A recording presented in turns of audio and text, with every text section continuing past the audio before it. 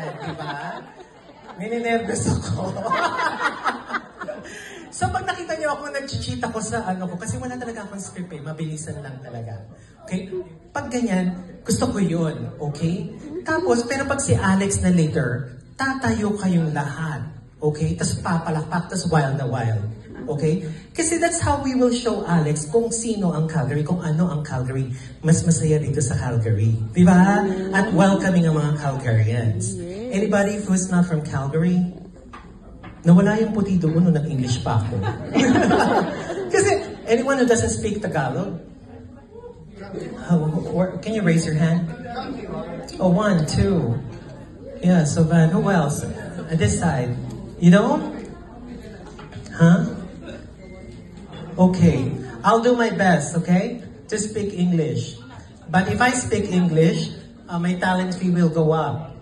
You know? Because it's not part of the contract. No, I'm just kidding. Okay? So, mamaya kay Alex, mas malakas. Tapos tatayo kayo. Pag ako, you don't need to stand. Okay? Para mas masaya. Alright? And then, ngayon pa lang, sinasabi ko na pa nagkamali ako, tawanan nyo na lang ako. Di ba? Makasama kayo, okay? Kasi first time ko talaga, we're making history tonight. Okay? Pag sumikat ako, sige kayo, hindi niyo na ako malalapitan. Kaya habang nalalapitan niyo pa ako, I love you, Madam Lizelle. And of course, Miss Jenny Bangay, right? Philippine Financial Express Ltd. Tama po ba? Express. Philippine Financial lang. Philippine Financial, Miss Jenny Bangay, one of our major sponsors for tonight. Ang ganda, di ba?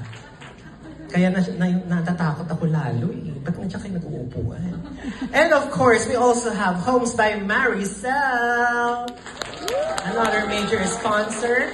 She's a realtor. So yung mga nangangailangan po ng bahay, diba? Kay Miss Maricel.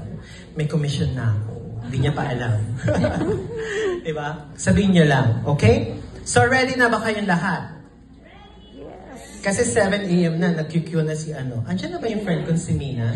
Wala pa. Wala pa. Oo, wala pa siya. Bayaan mo niya.